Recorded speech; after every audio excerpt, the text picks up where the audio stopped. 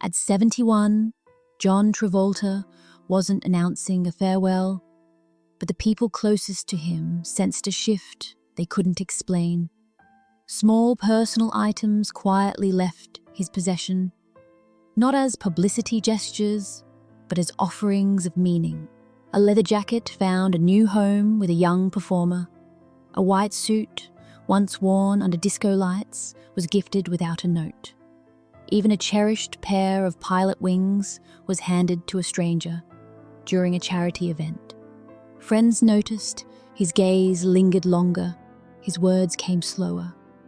In late 2025, he recorded a brief video, thanking those who had believed in him, not with drama, but with sincerity. He spoke of gratitude, of moments shared, of dances remembered. His children heard reassurance, but those who knew him well heard reflection. This wasn't retreat. It was a man quietly taking inventory of a life fully lived. Loss that never fully leaves grief has shaped John Travolta in chapters, not moments. When his son Jett passed away in 2009, something inside him went silent in a way words couldn't reach. Years later, losing his wife, Kelly Preston, reopened a wound he had learned to carry, not heal. Even earlier, the death of his mother, Helen, in 1978, taught him how to keep moving through heartbreak while the world applauded. By 2025, those losses had layered into something heavier, quieter. He still smiled, still showed up, still danced when asked, but the movement had changed. It wasn't about momentum anymore. It was about meaning.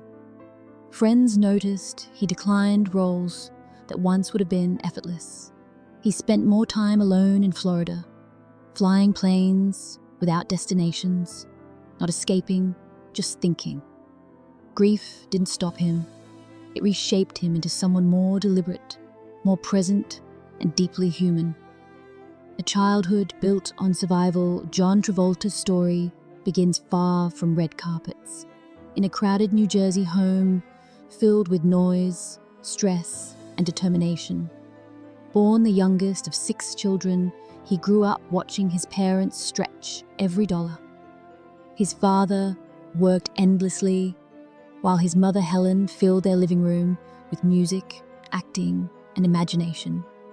She had once dreamed of performing herself, and though life redirected her, she never let creativity disappear. For young John, school was difficult. He was thin, shy, and struggled with a speech impediment that made him a target for ridicule. But at home, something magical happened. He watched his mother transform into characters while cooking dinner, becoming powerful, confident, and free.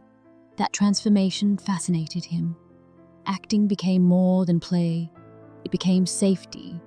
Becoming someone else allowed him to survive, being himself in a world that didn't yet understand him. The stage that changed everything.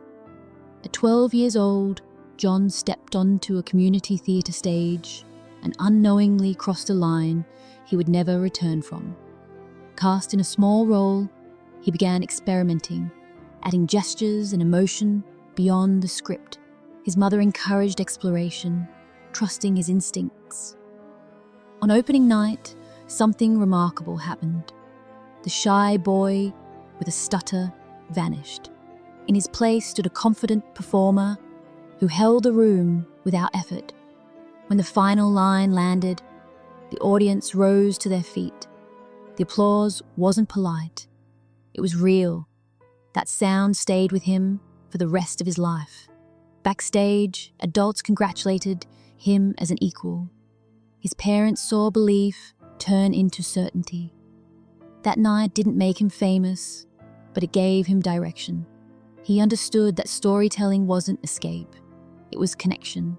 And for the first time, he felt seen without hiding. New York, fear, and persistence.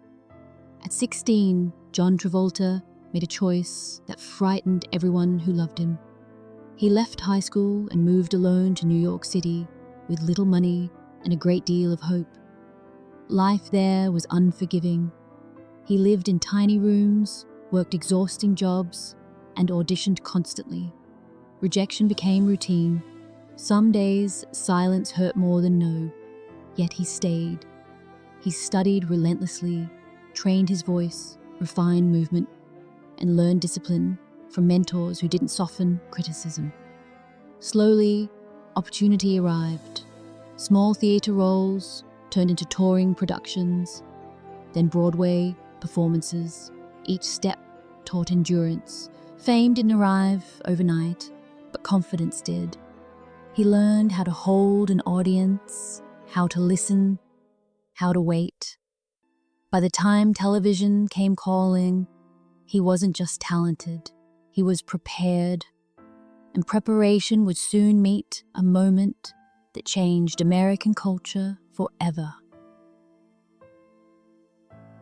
When the world learned his walk, Saturday Night Fever didn't just introduce a character, it introduced a presence.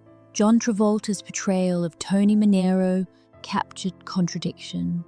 Confidence layered over insecurity, joy dancing beside frustration. He understood that duality intimately. The preparation was demanding, the filming relentless, and the physical toll real. Yet he committed fully, believing that authenticity mattered more than comfort. When the film released, it ignited a cultural shift. Music, fashion, movement, and attitude transformed overnight. Audiences didn't just watch him dance, they felt something familiar in his struggle to be seen. At 23, Travolta became the youngest Best Actor nominee in decades. But while success exploded publicly, privately, he faced profound sorrow. His mother was battling illness during his rise, reminding him that triumph and loss often arrive together. Fame elevated him, but it never shielded him from life. Success, choices, and consequences. The years that followed brought both opportunity and pressure. Travolta turned down roles that later became legendary, decisions driven by instinct, fear, and a desire to protect an image he hadn't fully defined. Hollywood is rarely forgiving of hesitation. A series of films underperformed, and the industry quietly moved on. By the late 1980s, he found himself navigating obscurity after superstardom. It was humbling and painful, but also clarifying. He learned that success doesn't guarantee security, and that ego can distort judgment. Instead of retreating, he recalibrated.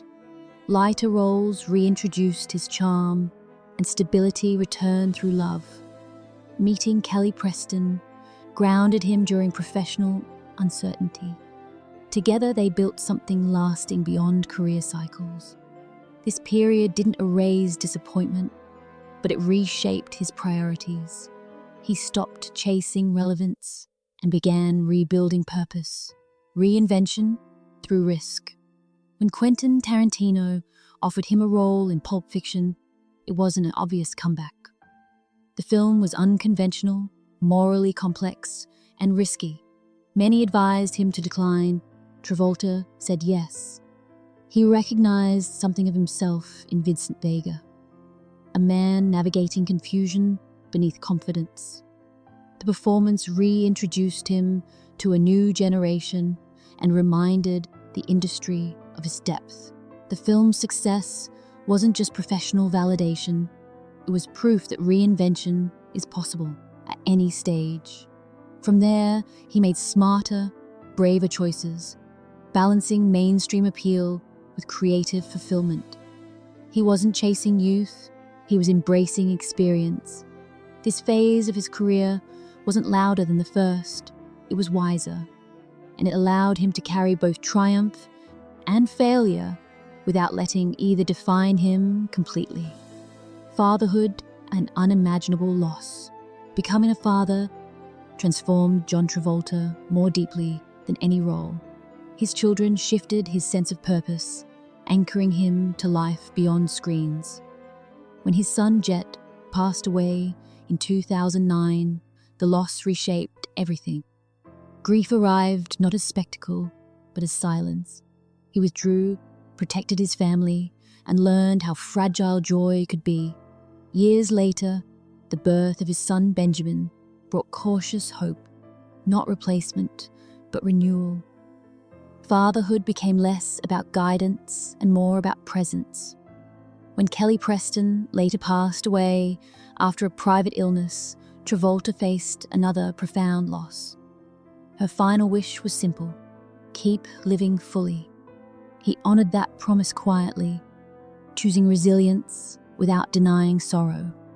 His strength wasn't loud, it was steady, and it carried him forward when standing still felt impossible. Still dancing forward by 25, John Travolta wasn't closing doors. He was lightening his load. Giving away personal items wasn't about endings, but about sharing meaning. He continued working, mentoring, flying charity missions, and showing up for his children. When false rumors spread, he responded not with anger, but presence. A photo, a smile, a dance. He understood something most never learn.